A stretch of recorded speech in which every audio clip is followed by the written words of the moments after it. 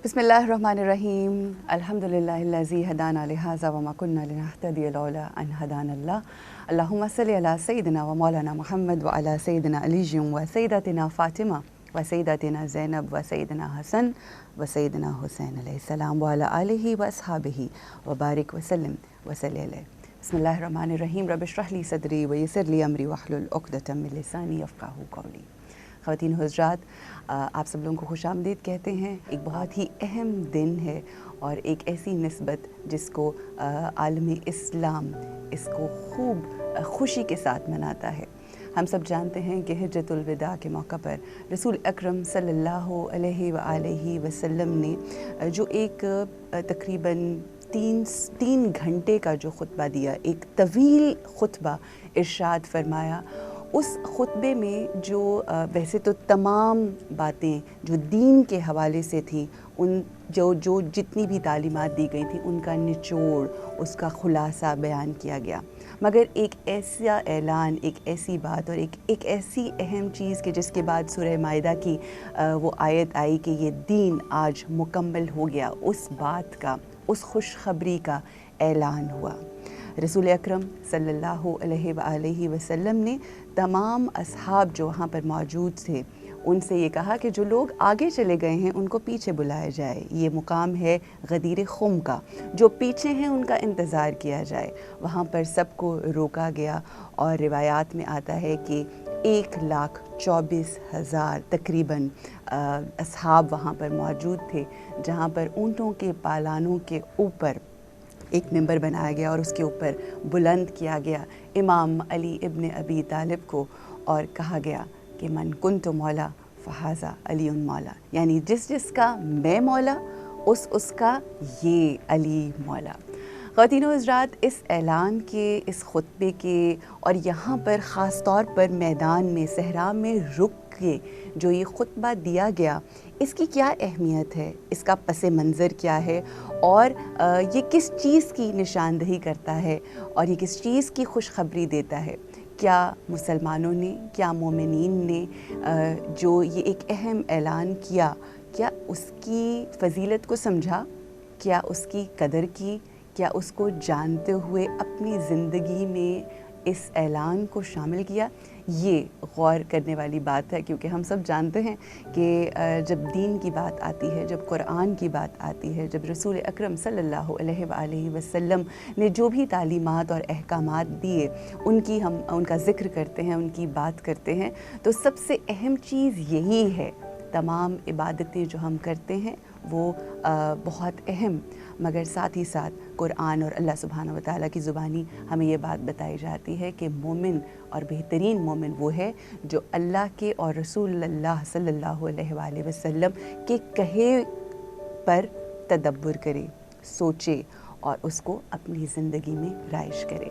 आज का जो प्रोग्राम है इंशाअल्लाह मन कुन्तु मौला फ़हाज़ा अली मौला, यानी ईद गदीर। सबसे पहले तो आप सबको बहुत मुबारक, और इसी हवाले से इंशाअल्लाह आज गुफ्तगू करेंगे, इसके पस मंज़र को भी जानेंगे और इसकी अहमियत और फ़जीलत के बारे में हम इंशाअल्लाह बात करेंगे। आज की जो हमारी स्कॉलर हैं, आई एम रियली ऑनर्ड। आज से बहुत अरसा पहले हमारा तकरीबन 10-12 सालों का एक रिश्ता है। हम लोगों ने रिलीजियसली जो गुफ्तगू करनी शुरू की, उसका करियर जो हमारा का आगाज़ हमारा इकट्ठा हुआ, बहुत कुछ सीखा इनसे और बहुत खूबसूरत गुफ्तगू करती हैं। बड़ी आसानी से लोगों को इनकी बात समझ आ जाती है, ये स्पेशलिटी है इनकी।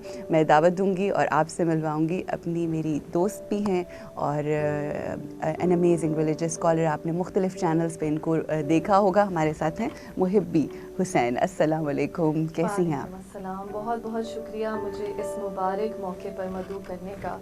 और एक तो खुशी है दोस्त से मिलने की खुशी, बेशक, इतने अरसे के बाद, many years, after a decade, over a decade. और दूसरा ये कि ये जो मौका है जिस खुशी में हम शामिल हो रहे हैं, सबसे पहले तो मैं ये कहूँगी बिस्मिल्लाहिर्रहमानिर्रहीम अल्हम्दुलिल्लाहि रब्बिल आलमीन अस्सलातु वस्सलामु अला अशरफिल अंबिया वल मुरसलीन व अला अहलि बैतिहि अत्तय्यबीन अत्ताहिरीन अल मासूमीन। ये जो दावत है, ये जो रसूलुल्लाह सल्लल्लाहु अलैहि वसल्लम ने गदीर खुम के मौके पर کہا من کنتو مولا فہذا علی مولا. ابھی آپ نے جس طرح اس کو ڈسکرائب کیا تو مجھے ایک چیز اس میرے ذہن میں آئی کہ جس طرح سے کہا کہ جو آگے چلے گئے ہیں انہیں واپس بھیجیے اور جو پیچھے رہ گئے ہیں انہیں بلایا جائے. تو اس میں انتظار بھی شامل تھا, یعنی کہ ایک ڈیلیبریشن تھی, ایک اینٹیسپیشن تھی کہ ایک اہم اعلان ہونے جا رہا ہے, جو کہ ظاہر قرآن نے تو اس کی گواہی دی کہ اگر آپ نے یہ کام نہ کیا تو گویا آپ نے رسالت کا کوئی کام نہ کیا. یہ قرآن کی آیات ہے, بے شک 67 غالباً سورہ مائدہ کی. یہ آپ اللہ تعالیٰ نے کہا کہ یہ اعلان کر دیجئے. اب ابھی تک کیوں نہیں کیا تھا؟ یہ بھی مصلحت تھی رسول اللہ صلی اللہ علیہ وآلہ وسلم کی. اور جب حکم الہی ہوا تو کہا یہ اعلان کر دیا. اب آپ نے جیسے کہا کہ جو آگے چلے گئے ہیں انہیں بلائیں, جو پیچھے ہیں ان کو بلائیں, ان کا انتظار کریں. بالکل یہ اسی طرح ہے جس طرح روز محشر کہ جو لوگ آلریڈی اس دنیا سے جا چکے ہیں, قبروں میں ہیں کئی 100 سال تک, ہزاروں سال سے, ان کو بلایا جائے دوبارہ, ان کی ہڈیوں کو دوبارہ زندہ کیا جائے, جوڑا جائے, اور جو کہ ہمارا ایک ایمان کا حصہ ہے کہ قیامت کے کس طرح اللہ مردوں کو دوبارہ زندہ کرے گا. نبیوں نے بھی سوال کیا, اللہ تعالیٰ نے پھر بتایا کہ کس طرح میں زندہ. اللہ تعالیٰ کے معجزات ہیں, قرآن حکیم کا مطالعہ کیجیے, غور و فکر کیجیے تو آپ کو یہ تمام سائنس نظر آئیں گے. اسی طرح روز محشر جس طرح یہ کہا جائے گا کہ وہ لوگ جو قبروں میں ہیں ان کو دوبارہ زندہ کیا جائے اور وہ دوبارہ سامنے آئے, اور وہ لوگ کہ جو ابھی موجود تھے اور جب اب حشر برپا ہو گیا وہ ایک دم کہیں گے کہ یہ کیا ہوا, لیکن روز محشر ہے, اب ان کو آواز دی جائے گی. اب یہ اسی قسم کا سما ہے. صحیح, بالکل صحیح. یہ اسی قسم کا سما ہے, اور یہ سما وہ ہے جو یوم الست میں بھی تھا کہ جب تمام روحوں کو اکٹھا کیا گیا. اب وہ روحیں ہیں جو کچھ آنے والی ہیں, یعنی کہ ابھی وہ دنیا میں بھیجی جائیں گی. کچھ ارواح ہیں کہ جو دنیا میں پہلے چلی جائیں گی, کچھ ارواح ہیں کہ بعد میں جائیں گی. یوم الست بھی اللہ تعالیٰ نے ان روحوں سے کہا کہ بتاؤ تمہارا رب کون ہے. تو یوم الست میں وہ جو عہد کیا کہ اللہ تو ہی ہمارا رب ہے, یہ اسی عہد کی پاسداری ہے. اس عہد کا سلسلہ ہے توحید سب سے بڑھ کے, جس کے لیے اللہ تعالیٰ نے کہا کہ قول معصوم ہے. اور جب میں قول معصوم کہتی ہوں تو اس لیے ناظرین کہ ایک سے زیادہ ائمہ طاہرین سے اس کو مروی کیا جاتا ہے, روایت کی جاتی ہے, تو اس لیے ہم قول معصوم کہتے ہیں تاکہ کوئی اس میں شبہ نہ رہے. تو قول معصوم ہے کہ ہدایت سب سے بڑی نعمت ہے. بے شک اللہ تعالیٰ نے دیکھیے امام محمد باقر علیہ السلام, باقر العلوم جنہیں ہم 5ویں امام ہمارے باقر العلوم کہتے ہیں, جنہوں نے علم کو کھول کھول کر بیان کیا. آپ نے کہا کہ اللہ تعالیٰ نے جو جتنی بھی تخلیق کی ہے, مخلوقات بنائی ہیں, ان میں سب سے زیادہ جس چیز پہ وہ فخر کرتا ہے وہ ہے عقل. سبحان اللہ, بے شک بے شک. اور جب عقل کو پیدا کیا, اب عقل ہے تو بہت اعلیٰ چیز, اللہ تعالیٰ نے کہا کہ سب سے خوبصورت چیز خلق کی, لیکن اب اس عقل کا کمال کیسے ہوگا؟ وہ کمال ہوگا اطاعت سے, اوبیڈینس سے. جب عقل کو خلق کیا تو کہا کہ سامنے آؤ, پیچھے جاؤ. جیسے کوئی روبوٹ ہے, جیسے بھی ہم آرٹیفیشل انٹیلیجنس میں روبوٹ بناتے ہیں, تو اب وہ کام کا تو تبھی ہے نا جب وہ پوری طرح سے ہمارا حکم مانے. اگر ہم اسے کہیں گلاس اٹھاؤ اور وہ گلاس اٹھانے کے بجائے پھینک کے توڑ دے تو ہم کہیں گے یہ تو اس کا سافٹ ویئر خراب ہے, کوئی فائدہ نہیں ہے, بالکل اس میں کوئی مسئلہ ہے, ابھی اس کو دوبارہ ٹیسٹنگ کی ضرورت. تو جب عقل کو خلق کیا تو کہا کہ سامنے آؤ, پیچھے جاؤ. اور یہ 5ویں امام کا قول ہے کہ بہترین تخلیق اللہ تعالیٰ کی عقل ہے. اب عقل کو ٹرین کرنے کے لیے جو سافٹ ویئر ہے وہ ہے ہدایت. تو اس لیے قول معصوم ہے کہ ہدایت سب سے بڑی نعمت ہے, ورنہ کیا ہے عقل کا گھوڑا سرکش ہو جائے گا. بالکل جیسے آپ نے دیکھا اکثر جو ایتھیسٹ ہیں, جو اللہ تعالیٰ کی ذات کا ہونے کا انکار کرتے ہیں, وہ اپنی عقل کو استعمال کرتے ہیں. ان کی عقل کی سرکشی انہیں کیا کہتی ہے کہ یہ تو کیڑے ہیں, یہ کیڑوں سے انسان بنا, یا جیسے ایوولوشن ہوئی, تو یہ ان کی عقل جو ہے وہ حاوی ہو جاتی ہے. مطلب عقل کا ہونا یہ دلیل نہیں ہے کہ آپ درست راستے پہ ہیں جب تک وہ عقل کا استعمال ہدایت کے ساتھ نہ ہو, جو کہ ہدایت جو ہے وہ اللہ سبحانہ و تعالیٰ. اللہ تعالیٰ کی سب سے خوبصورت تخلیق, تھوڑی سی فلسفیانہ ہو گئی گفتگو, نہیں بہت ضروری ہے, اٹس امپورٹنٹ. اللہ تعالیٰ کی سب سے اہم خوبصورت جس پہ وہ فخر کرتا ہے وہ ہے عقل. اور عقل کا کمال کیا ہے, معراج کیا ہے کہ جب وہ ہدایت کے اوبیڈینس آ جائے, جس کو ہم اطاعت کہتے ہیں. مودت اس کا اگلا لیول ہے جس میں اطاعت اور محبت دونوں شامل ہو جاتی ہے. کیونکہ جیسے ہم نے یہ بہت دفعہ ذکر کیا, ایک چیز ہے خوف سے کوئی کام کرے. بچے کو آپ جیسے کہتے ہیں اگر یہ کرو گے تو آئی پیڈ ملے گا, اگر یہ کام نہیں کرو گے تو نہیں. تو وہ بیچارہ بادل ناخواستہ کر تو دیتا ہے کہ اچھا مجھے آئی پیڈ تو چاہیے, لیکن ایک چیز ہے محبت کے ساتھ, عشق کے ساتھ, وہ ہے مودت کا لیول, تو وہ اگلا لیول. تو آپ جتنی عقل اللہ تعالیٰ کی بہترین تخلیق ہے, اسی وجہ سے آپ اشرف المخلوقات کہلاتے ہیں. ابن آدم اللہ تعالیٰ نے کہا لقد کرمنا بنی آدم, ہم نے بنی آدم کو عزت دی. وہ عزت کس وجہ سے ہے؟ عقل کی وجہ سے. اور وہ بھی ایک اور نقطہ ہے, وہ ایک اور بحث ہے کہ غیر اللہ کو سجدہ بھی کروایا جب آدم کو تخلیق کیا, مٹی سے بنایا, لیکن فرشتوں کو کہا کہ آدم کو سجدہ کرو, کیا غیر اللہ کو سجدہ. تو سوال کیا ہے؟ اوبیڈینس. صحیح. اچھا, اب کمنگ ٹو غدیر خم کا جو بالکل غدیر خم پہ ہم آتے ہیں. تو اوبیڈینس جو ہے وہ اللہ تعالیٰ کی, یہ جو یوم الست کا وعدہ تھا, یہ وہی وعدہ ہے کہ بتاؤ تمہارا رب کون ہے. اب یہ جو توحید ہے, اس کو منوانے کے لیے بار بار اعلان کیا جاتا ہے. ٹھیک, توحید کا اعلان کس کے تھرو ہوا؟ نبیوں کے تھرو. نبوت کا سلسلہ, ہدایت سب سے بڑی نعمت ہے. ہدایت کے بعد ہدایت کس طرح پہنچی؟ انبیاء کے تھرو. اللہ تعالیٰ نے کچھ انبیاء کو تو کتابیں دے کے بھیجا, اپنے صحیفے, اور کچھ کو صرف میسج دے کر بھیجا. ٹھیک ہے, اب وہ ہدایت کا سلسلہ چلتا آ رہا ہے. اب وہ ہدایت آگے کیسے جاری رہے گی, قیامت تک کیسے جاری رہے گی؟ تو وہ جاری رکھنے کے لیے جب ختم النبیین صلی اللہ علیہ وآلہ وسلم کہہ دیا کہ آخری نبی, اب آپ کے بعد کوئی نبی نہیں ہوگا. تو اب بتائیے کہ ہدایت جو اللہ تعالیٰ کی سب سے بڑی نعمت ہے, جو اس نے اپنی بیسٹ کریشن عقل کو سیدھے رستے پہ رکھنے کے لیے, اس کو معراج پہ پہنچانے کے لیے, ٹھیک ہے, مولا علی علیہ السلام کا ایک قول ہے کہ عقل جو ہے انسان میں بھی ہے, ٹھیک ہے, اور جانوروں میں بھی ہے. ٹھیک ہے, لیکن انسان جب اس کی عقل اس کی خواہش پر حاوی ہو جاتی ہے تو وہ فرشتوں سے بھی افضل ہو جاتا ہے, اور جب اس کی خواہش اس کی عقل پہ حاوی ہو جائے تو وہ جانوروں سے بھی بدتر ہو جاتا ہے. تو اللہ تعالیٰ لقد کرمنا بنی آدم کا میسج ہے, ہم نے آدم کی اولاد کو عزت دی. اب اللہ انسان سے محبت کرتا ہے, وہ چاہتا ہے کہ انسان اپنے کرم کی انتہا کو پہنچ جائے, یعنی کہ جس طرح سے اس کو خلق کیا وہ اس کی معراج کو پہنچ جائے, اپنے عقل کی جو معراج ہے اس کو پہنچ جائے. یہ نہیں ہے کہ اللہ تعالیٰ, دیکھیے فرشتے تھے اللہ تعالیٰ کے پاس, خالی اوبیڈینس کرنے کے لیے انہیں کہا کہ فوراً سجدے میں گرو تو فوراً سجدے میں گر گئے. انسان کو دے دی ہے عقل, وہ کہتا ہے کوسچن, حجت, سوال جواب. اب اس عقل کی ٹریننگ کے لیے یہ ہدایت کا سلسلہ ہے. تو یہ جاننا بہت ضروری ہے, کیونکہ جب اوبیڈینس کا اکثر جب میں اس لیے بار بار ذکر کر رہی ہوں کہ ہم یہ کہتے ہیں نا کہ ہدایت آئی اللہ کی طرف سے. اب رسول اللہ صلی اللہ علیہ وآلہ وسلم نے کہا کہہ دو اللہ ایک ہے, توحید. اب ہم نے دیکھا نہیں آنکھوں سے, اب یہ میں ایک اس کافر کے پوائنٹ آف ویو سے جو عرب میں ہے اس وقت, رسول عربی صلی اللہ علیہ وآلہ وسلم کہتے ہیں قولوا لا الہ الا اللہ, کہہ دو کہ اللہ ایک ہے. اب وہ کیا سوچے گا؟ وہ سوچے گا کہ میں کیسے کہہ دوں, میں نے تو دیکھا نہیں. تو اس نے ٹرسٹ کرنا ہے پروفٹ محمد صلی اللہ علیہ وآلہ وسلم پہ. اسی لیے اللہ تعالیٰ نے صادق اور امین پہلے سے ہی بنا کر بھیجے کہ وہ پہلے سے ہی ٹرسٹ کرتے ہیں. اچھا, یہ کہ صادق ہے, امین تمہید ہو گئی ہماری. اب ہدایت کا سلسلہ, اب ہدایت کا سلسلہ نبیوں کا 1,24,000 پیغمبر. اب اس کے بعد جب خاتم النبیین صلی اللہ علیہ وآلہ وسلم آتے ہیں تو اب آگے ہدایت قیامت تک کیسے چلے, کیونکہ اللہ تعالیٰ نے وعدہ کیا ہے کہ میں نے زمین کو اپنی حجت کے بغیر نہیں چھوڑا, میں اپنی ہدایت کا سلسلہ قائم مدائم رکھوں گا قیامت. اب جو آنے والے انسان ہیں وہ کیسے ہدایت لیں گے؟ تو ناظرین, یہ جو نبوت کا سلسلہ ہے, یہ ہدایت اللہ تعالیٰ کی جو سب سے بڑی نعمت ہے, یہ امامت میں ٹرانسفر ہوا ہے اس غدیر خم کے موقع پر. ٹھیک, اعلان ولایت علی علیہ السلام اصل میں اعلان ولایت الہی ہے, کیونکہ اللہ تعالیٰ کہتا ہے کہ اللہ ولی الذین آمنوا یخرجہم من الظلمات الی النور, سورہ بقرہ آیت نمبر 257. اللہ تعالیٰ کہتا ہے اللہ ہے ولی, اللہ خود ولی ہے ان لوگوں کا جو ایمان لائے, اور نکالتا ہے انہیں اندھیروں سے روشنی کی طرف. بے شک. اب اللہ کی یہ ولایت ہے, ولایت عامہ. اب وہی بات ہے, اللہ کو آپ نے دیکھا نہیں, آپ دیکھ نہیں سکتے. سورہ انعام میں کہا آنکھوں سے دیکھ نہیں سکتے. تو کس کو دیکھیں؟ وجہ اللہ کو دیکھیں. صحیح, اس کو دیکھیں جو اللہ کا چہرہ ہے, اس کو دیکھیں جو مظہر خدا ہے, اور کس طرح دکھا رہے ہیں, پھر ہاتھوں پہ بلند کر کے دکھاتے ہیں کہ من کنت مولا فہذا علی مولا, کہ جس جس کا میں مولا ہوں, کہ اگر تم مجھ پر ایمان لے آئے.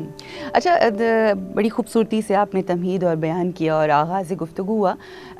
مجھے بھی یہ پوچھنا چاہوں گی آپ سے کہ ہم یہ دیکھتے ہیں کہ اکثر اوقات ہم لوگوں کو یہ سنتے ہوئے دیکھتے ہیں کہ جتنے بھی اصحاب کرام تھے ان میں آپس میں بہت زیادہ محبت تھی, بٹ جب ہم میدان غدیر خم کا یہ مقام یہاں پر دیکھتے ہیں تو وہاں پر بہت سارے لوگ وہاں موجود جو حیران ہو گئے، جو کہ آج بھی اگر کوئی اہل سنت والجماعت، جس طرح سے آج کل کچھ کلپس ہیں وہ بہت وائرل ہوئے ہیں، اگر وہ یہ حدیث بیان کر دیں کہ من کنت مولاه فہذا علی مولا، تو وہاں پر بیٹھے ہوئے جو لوگ، جو حضرات ہوتے ہیں وہ حیران ہو جاتے ہیں. بلکہ میں نے تو ویڈیوز میں ان صاحب کو، ان مولانا صاحب کو یہ سوال کرتے ہوئے دیکھا بھی کہ یہ تم اتنے حیران کیوں ہو گئے اگر میں نے یہ کہا، کیونکہ میں جو حدیث پڑھا ہوں وہ صحیح حدیث ہے. تو کہنے کا مقصد یہ ہے کہ امام علی علیہ السلام کے حوالے سے رسول اکرم صلی اللہ علیہ وآلہ وسلم نے بارہا یہ کہا کہ جس نے مجھ سے محبت کی، جس نے علی سے محبت کی اس نے مجھ سے محبت کی، جس نے مجھ سے محبت کی اللہ اس سے محبت کرتا ہے. اور یہ ساری باتیں اور حق علی کے ساتھ، یہ ساری احادیث رسول اکرم صلی اللہ علیہ وآلہ وسلم نے بیان فرمائی امام علی علیہ السلام کے حوالے سے. اب جب غدیر خم پہ یہ اعلان ہوتا ہے تو وہاں پر بہت سارے لوگ پریشان ہو جاتے ہیں، اور خاص طور پہ ایک شخص جو آتا ہے اور سوال کرتا ہے کہ کیا یہ اعلان جو ہے یا یہ جو آپ کہہ رہے ہیں یہ آپ کی طرف سے ہے یا اللہ کی طرف سے ہے. میں چاہوں گی کہ ذرا اس کے اوپر روشنی ڈالیں، کیونکہ ہر دور میں امام علی جو ہیں وہ کہتے ہیں نا حق اور باطل میں ڈفرینشیٹ کرنے والی ذات ہیں. کیا فرمائیں گے؟ جی، اس میں ایک تو سب سے پہلے بات ہے کہ رسول اللہ صلی اللہ علیہ وآلہ وسلم کے بارے میں اللہ تعالیٰ نے خود فرمایا کہ کہہ دو کہ میں اپنی مرضی سے ایک حرف بھی نہیں کہتا، بلکہ جو بھی میں کہتا ہوں وہ بھیجی ہوئی وحی ہے. اس کا مطلب ہے کہ ایک تو وہ وحی جو قرآن سے آئی، کہ قرآن کی ڈائریکٹ آیات ہیں کہ بتائے یہ صورت ہے، یہ آیت ہے، اللہ تعالیٰ کی طرف سے آئی، جبرائیل امین آئے. لیکن اس کے بعد یہ کہا کہ جو بھی حرف، ایک حرف بھی نہیں زبان سے نکلتا مگر وہ بھیجی ہوئی وحی ہے. یعنی کہ رسول اللہ صلی اللہ علیہ وآلہ وسلم کی سیرت ہے. آپ نے جس بات پہ خاموشی اختیار کی اس کا بھی مطلب ہے، جس بات پہ آپ نے منع کیا اس کا بھی مطلب ہے، جس بات پہ آپ نے زور دیا اس کا بھی مطلب، اور وہ اللہ ہی کی طرف سے. پہلی تو یہ بات کلیئر ہو گئی کہ آپ کی زبان سے ایک حرف بھی نہیں نکلتا مگر بھیجی ہوئی وحی ہے. تو پہلے تو وہ لوگ جو شک کرتے ہیں کہ نعوذ باللہ، پہلے تو عرب کے مشرکین نے کیا کہ یہ نعوذ باللہ جادوگر ہیں، قرآن میں لکھا کہ یہ تو نعوذ باللہ خود بنا کے لے آئے، گھڑ کے لے آئے ہیں قرآن کو، نعوذ باللہ. لیکن ان کے اوپر عذاب نہیں آیا. مگر غدیر خم میں ہم نے دیکھا کہ اس شخص نے جس نے کوشچن کیا کہ یہ آپ کی طرف سے ہے یا اللہ کی طرف سے ہے، اور پھر اس کے بعد اس نے یہ دعا کی کہ اگر یہ اللہ تیری طرف سے ہے تو مجھ پر یہ عذاب آ جائے، اور وہ عذاب دنیا نے دیکھا. جبکہ رسول اکرم صلی اللہ علیہ وآلہ وسلم کی، اگر آپ مشرکین مکہ یا جو بھی ان کے دشمنان رہے، ایسا عذاب ابرپٹلی اور ایٹ دیٹ پوائنٹ کبھی نہیں آیا. اس لیے نہیں آیا. دیکھیے، جب بھی کسی نبی کے پاس نبیوں نے توحید کی پریچ کیا، توحید کا اعلان کیا، کئی 100 سال تک، ہزاروں سال تک، اور جب تنگ آ جاتے تھے وہ اس امت سے تو اللہ تعالیٰ کو دعا، اللہ تعالیٰ کے ہاتھ سامنے بد دعا کہہ لیں آپ اس کو، کیونکہ وہ قوم کے لیے کہ اب میں ان کا کچھ نہیں کر سکتا، یہ سرکش ہے، تو ہی انہیں دیکھ لے. تو اس وقت عذاب آ جاتا تھا اس قوم پہ. حضرت نوح کی قوم پہ آیا، قوم سمود، ہر قوم کے قصے قرآن میں موجود ہیں، ہم تفصیل میں نہیں جائیں گے. رسول اللہ صلی اللہ علیہ وآلہ وسلم کو اللہ تعالیٰ نے رحمت للعالمین، وما ارسلناک الا رحمت للعالمین، کہ بے شک ہم نے آپ کو عالمین کے لیے رحمت بنا. اب وہ رحمت ہے، شافع محشر ہے، وہ بددعا دیتے ہیں، وہ کسی کو بددعا نہیں دیتے. اس لیے اس قوم پہ عذابیاں. اب ایک اور بات ہے جو آپ نے بات کی، اس کی وضاحت کر دوں. اصل میں کفر اور منافقت میں بہت فرق ہے. اچھا، کفر، ایک تو کفر کی وہ ڈیفینیشن ہے کہ ہر ایک کو کافر کہہ دینا ہے. قرآن میں کفر کا لفظ آیا ہے کفران نعمت کے طور پہ، کہ آپ نے اللہ تعالیٰ کی، جیسے میں نے کہا ہدایت سب سے بڑی نعمت ہے، اس کا کفران جب کرتے ہیں نا تو آپ کافر ہو جاتے ہیں. ٹھیک ہے، وہ کافر ہے. منافقت جو ہے وہ ایک اور چیز ہے. منافقت وہ چیز ہے جو حضرت ابراہیم علیہ السلام کا ایک قصہ ہے، جو کہ اگر آپ نے سنا ہوگا اکثر مجالس میں، کہ جب آپ نے بتوں کو توڑ دیا اور اپنے گھر آ گئے تو لوگ آپ کو ڈھونڈ، وہ جو بتوں کو پوچھتے تھے وہ تو آ گئے کہ کہاں ہے ابراہیم، ہم تو اب ان کو قتل کریں گے. انہوں نے ہمارے خدا کو، مطلب وہی اتنی بڑی جسارت کر دی. تو اب حضرت ابراہیم علیہ السلام جانتے تھے، ان کو بلایا، گھر کھانا کھلایا، آئیے بیٹھے. کہاں ہے ابراہیم؟ بتاتا ہوں، پہلے کھانا کھا لے. کھانا کھا لیا، اس کے بعد کہا کہاں ہے؟ کہا میں ہی ہوں ابراہیم. کہا تو ہم تمہیں قتل کرنے آئے ہیں، لیکن تم نے، اب ویلیوز ان میں بھی تھی، تم نے ہمیں کھانا کھلا دیا، تو اب ہم تمہیں کیسے قتل کریں؟ ہم تمہارے مہمان ہیں، تمہارا رزق کھا لیا. تو حضرت ابراہیم علیہ السلام نے کہا ایک کام کرو، تم میرے اللہ کو سجدہ کر دو، ایک دفعہ توحید کا اقرار کر لو، اللہ کے سامنے سر جھکا دو، پھر مجھے قتل کر دینا، کیونکہ نبی کا کام ہے اللہ کی توحید کو منوانا. اب ان لوگوں نے کہا کہ ہم کیسے سجدہ کر دیں، ہم تو اپنے بتوں.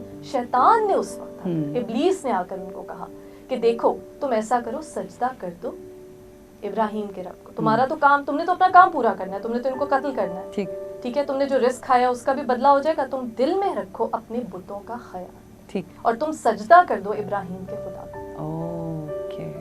تو اس پہ وہ لوگ سوال کرتے ہیں ابلیس سے کہ تو نے ایسا کیوں نہیں کیا جب اللہ نے کہا تھا کہ آدم کو سجدہ کر, جیسے ہی میں اپنی روح پھونکوں نفخت فیہ من روحی, اسی وقت فقعوا لہ ساجدین, فوراً سجدے میں. وہی فا ہے جو من کنت مولا فہذا علی مولا, کہ ایک لمحے کی بھی دیر نہ ہو, اگر میں مولا تو فوراً علی مولا, اگر میں جیسے ہی روح پھونکوں اپنی, کیونکہ میری روح ہے, کل روح من امر ربی, میری روح ہے, جیسے ہی میں پھونکوں تو فوراً فقعوا لہ ساجدین, وہ فا ہے فوراً, یعنی کہ ایک لمحے کی بھی تاخیر, اور فرشتے فوراً جھک گئے, اوبیڈینٹ تھے. شیطان نے کیا کیا, غیر اللہ ہے, سجدہ نہیں کیا کہ غیر اللہ ہے. تو جب ان لوگوں نے سوال کیا جو حضرت ابراہیم علیہ السلام کو قتل کر, تو نے کیوں نہیں سجدہ کر دیا, آدم کو سجدہ کر دیتا, دل میں خیال رکھتا خدا کا, حکم بھی خدا کا تھا. تو کیا جواب دیا ابلیس نے, کہ میں کافر ہو سکتا ہوں, راندہ درگاہ ہو سکتا ہوں, قیامت تک معتوب ہو سکتا ہوں, مجھ پہ لعنت بھیجی جائے, لیکن میں منافق نہیں ہو سکتا. Oh my God, it's a big statement. یعنی یہ منافقت کا عذاب جو آپ کہہ رہی ہیں کہ کچھ لوگوں نے سوال تو نہیں, اس وقت تو لوگوں نے مسکراہٹ چہرے پہ لائی, مبارکباد بھی دی, سوائے اس کے کہ جس نے ڈائریکٹ سوال کیا. باقی لوگ جو دل سے ایمان نہیں لائے تھے اور کسی دنیاوی فائدے کے لیے وہ ایمان لے آئے تھے, تو ان کے دل جو تھے, قلب جو تھے, وہ اللہ تعالیٰ کی اور رسول کی اطاعت میں اس طرح جھکے نہیں تھے. اور یہ پہلی دفعہ نہیں ہوا, اس کا اسلام کی تاریخ قرآن حکیم میں موجود ہے. جس طرح سورہ فتح ہے, آپ نے سورہ فتح پڑھی ہوگی, اکثر لوگ پڑھتے ہیں اپنی کامیابی کے, اس میں اللہ تعالیٰ نے اعلان کیا کہ بے شک یہ تمہارے لیے فتح مبین ہے. صلح حدیبیہ کا کانٹریکٹ ہوا تھا مشرکین کے ساتھ, اور اسی وقت اب تاریخ کی وہ کتابیں, میں کبھی بھی اس کتاب کا حوالہ نہیں دوں گی جو خالی اہل تشریح کی, اہل سنت کی کتابوں میں لکھا ہے کہ بڑے بڑے مدبر اور اس وقت جو اکابرین صحابہ سمجھے جاتے تھے, انہوں نے کہا کہ اتنا شک, نعوذ باللہ, اے رسول اللہ صلی اللہ علیہ وآلہ وسلم, آپ کی رسالت میں ہمیں اتنا شک کبھی بھی نہیں ہوا جتنا آج ہو. قرآن کیا کہہ رہا ہے, انا فتحنا لک فتحا مبینا, کہ ہم نے تمہیں مبین, روشن, واضح فتح دی. قرآن یہ کہہ رہا ہے, قرآن اس کو واضح فتح کہہ رہا ہے. لیکن لوگ کیونکہ دنیاوی طور پہ اس میں ٹرمز تھیں جس میں یہودی مشرکین اور ان کی باتیں مانی گئی تھیں, تو وہ رسول کو کیا کہہ رہے ہیں, نعوذ باللہ, کہ جتنا آج ہمیں شک ہو رہا ہے کہ یہ آپ کیا لکھ رہے ہیں. وہ کانٹریکٹ آپ کو یاد ہوگا جس میں محمد رسول اللہ لکھا, تو انہوں نے کہا ہم نہیں مانتے, تو مولا علی علیہ السلام سے کہا کہ کاٹے, تو رسول نے کہا, مولا علی علیہ السلام نے کہا میں نہیں کاٹ سکتا, کیونکہ ید اللہ ہے نا, ید اللہ کیسے کاٹ سکتا ہے, اللہ کے ہاتھ. تو پھر رسول اللہ نے خود کے نہیں محمد لکھ دو, محمد ابن عبداللہ, وہ کانٹریکٹ, کیونکہ دنیا ظاہری طور پہ تو یہ لگا کہ ان کی ٹرمز پہ مانا جا رہا ہے اور جھکا جا رہا ہے, لیکن یہ رسول اللہ صلی اللہ علیہ وسلم جانتے تھے کہ یہ فتح مبین ہے, کیونکہ اللہ تعالیٰ جانتا تھا کہ یہ فتح مبین ہے. تو جو علم لدنی کے حامل ہیں وہ تو جانتے ہیں, لیکن جو نہیں جانتے اور جو دل سے مطیع نہیں, دل سے مطیع نہیں ہوئے, تو پھر عقل, وہ سرکش عقل کہ جس کو ہدایت ملی نہیں ہے, جو مودت کے رستے پہ نہیں گئی. اسی لیے کہا گیا, یہ جو بار بار ہم قرآن کا ذکر کرتے ہیں, انا نحن نزلنا الذکر و انا لہ لحافظون, اللہ تعالیٰ نے کہا میں ہی نے اس ذکر کو نازل کرنے والا ہوں, میں ہی اس کی حفاظت کرتا ہوں.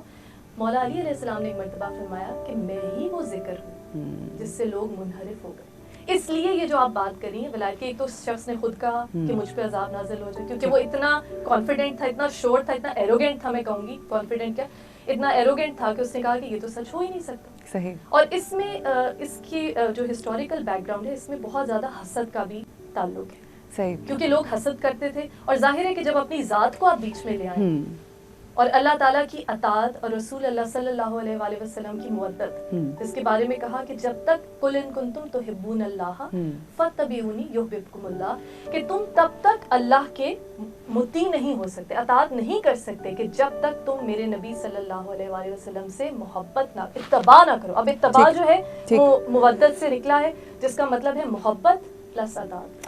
اچھا, جب ہم دین اسلام کی بات کرتے ہیں تو دین اسلام کا جو بیسک ایک کانسیپٹ ہے وہ سینٹرلائزیشن کا ہے, مرکزیت ہے, ٹھیک ہے, ہر ایسپیکٹ میں. یہ وہ دین ہے جس کو ہم کہتے ہیں کہ یہ مکمل ضابطۂ حیات ہے. یہ وہ دین ہے کہ جس میں لائک ہر قسم کا حکم دیا گیا. زندگی کے ہر شعبے کے بارے میں ہدایات نظام ہدایت ہے, چاہے وہ بیت الخلاء کے مسائل ہوں, چاہے وہ ازدواجی زندگی گزارنے کے ہوں, بچوں کی تعلیم و تربیت ہو, کس طرح اٹھنا ہے, کس طرح بیٹھنا ہے, مسواک اس حد تک کہ مسواک کیسے کرنی ہے. ہم نے الغرض یہ کہ ہر چیز کے بارے میں ہمیں رسول اکرم صلی اللہ علیہ وآلہ وسلم کی زندگی سے احکامات اور ہدایت ملتی ہے. Now when it comes to وسیع رسول اللہ, جب اس حوالے سے یا جانشینی کی بات آتی ہے, یہ کس طرح سے ان معاملات کو رسول اکرم صلی اللہ علیہ وآلہ وسلم جب پردہ فرما کے چلے جائیں گے, وہ جانتے تھے ظاہر ہے جب ہجرت الوداع سے پہلے مولا نے اعلان کیا, آقا نے اعلان کیا کہ یہ میں اب زیادہ عرصہ نہیں ہے کہ میں تم میں رہوں. وہ ہمارا یقین اور ہمارا ایمان کہ وہ حاضر ہے ناظر ہے, مگر دنیاوی لحاظ سے. اب سوال یہ ہے کہ سینٹرلائزیشن کا کانسیپٹ, جیسا کہ میں نے کہا, تو یہ عقل اور شعور جو یہ دو دھارے ہو گئے رسول اکرم صلی اللہ علیہ وآلہ وسلم کے پردہ فرمانے کے بعد کے جو بھی سلسلے ہوئے, یہ کانسیپٹ کیوں نہیں لوگوں کو سمجھ آیا یا آتا کہ ایک نبی جو ہر قسم کا ہر بات کا حکم دے کے جا رہا ہے, اپنی پورے دین اسلام کی تعلیمات میں دے کے جا رہا ہے, مگر جب وہ اس دنیا سے رخصت ہو رہا ہے, یہ کیسے ہو سکتا ہے کہ وہ اپنا جانشین یا پیچھے اپنی امت کو دین اسلام کو جو ایک بیسک ریزن تھا مین کائنڈ کی ہدایت گائیڈنس کے لیے, وہ کیسے, جبکہ حضرت موسیٰ کا جب ہم پڑھتے ہیں تو حضرت موسیٰ جب 40 دن کے لیے جاتے ہیں اپنے رب سے ملاقات کے لیے تو اپنا جانشین چھوڑ کر جاتے ہیں. تو ہاؤ از اٹ پاسبل, یہ سوال ہے میرا کہ یہ بات آج کے دور کے اور جتنے ادوار گزرے لوگوں کو کیوں نہیں سمجھ آتی. It's so simple. میں آپ کو ایک بات بتاؤں, جو بھی لوگ اللہ تعالیٰ کی توحید تک اصلیت میں پہنچتے ہیں, دو ہی سمجھ لیں کہ سیکٹس ہیں اسلام میں, اصل میں 2 ہی سیکٹس ہیں. ایک ہے حق پرستی, توحید پرستی, لا الہ الا اللہ, کوئی الہ نہیں سوائے اللہ کے. اور دوسرا جو سیکٹ ہے جس کے چاہے جتنے بھی بن جائے, آگے سے 100 بن جائے, 70 بن جائے, 72 بن جائے, وہ ہے خود پرستی, اپنی ذات کو الہ بنانا. جب اپنی ذات کو انسان الہ بنا لیتا ہے, اب اس میں ہر چیز شامل ہو جاتی ہے. دنیاوی فخر ہے, ماں باپ سے جو آپ کو ملا آپ نے وہی کنٹینیو کرنا ہے. جو آپ سمجھتے ہیں کہ آپ کی ایک کہہ لیں آپ کی انا یا آپ کی جو ایگو ہے وہ بیچ میں آ جاتی ہے, جو کفار مکہ میں تھی کہ چچا ہونے کے باوجود, جیسے ابو جہل نے نہیں کیا, ابو لہب نے, کہ ان کے اندر وہ ایک خود پرستی تھی کہ ہم کیوں جھکے. ٹھیک, وہی جو ابلیس میں تھی, خود پرستی. ٹھیک ہے, ہم کسی بھی مسلک سے تعلق رکھتے ہوں, ہم جو سنی سنائی باتیں ہوتی ہیں ان کو, چاہے وہ خطبات ہم جمعے کو سنتے ہیں یا ممبر سے سنتے ہیں, ہم انہی باتوں کو سنتے ہیں اور اپنی زندگی میں شامل کر لیتے ہیں. ایک چیز جس کا کانسیپٹ ہم میں نہیں رہا وہ خود سے پڑھنے کا, خود سے اپنی ذات کی, اپنی فکر کی, اپنی شعور کی تربیت کرنے کا. بہت ضروری ہے کہ علم حاصل کیا جائے, خود سے پڑھا جائے, جانا جائے کہ آخر حق ہے کیا. مگر ہم کیا کریں کہ ہمیں رسول اکرم صلی اللہ علیہ وآلہ وسلم کی لسان مبارک سے یہ پتہ چلا کہ جہاں علی ہے وہاں حق ہے, اور جہاں حق ہے وہیں آپ کو ہمیشہ علی ابن ابی طالب نظر آئیں گے. ہماری یہ دعا ہے کہ ہم جب بھی بات کریں اور جب بھی کوئی بھی پیغام دیں وہ حق کا پیغام دیں, اور ہم جب بھی کسی کے لیے جب ہمارا ہر عمل جو ہے وہ علی ابن ابی طالب کے بتائے ہوئے تمام اصولوں اور احکامات کے مطابق ہو, کیونکہ امام علی علیہ السلام کے منہ سے, ان کے لسان مبارک سے نکلی ہوئی ہر وہ بات ہے جو رسول اکرم صلی اللہ علیہ وآلہ وسلم کی بات ہے, اور رسول اکرم صلی اللہ علیہ وآلہ وسلم کی ہر بات وہ بات ہے جو اللہ کی بات ہے. انشاءاللہ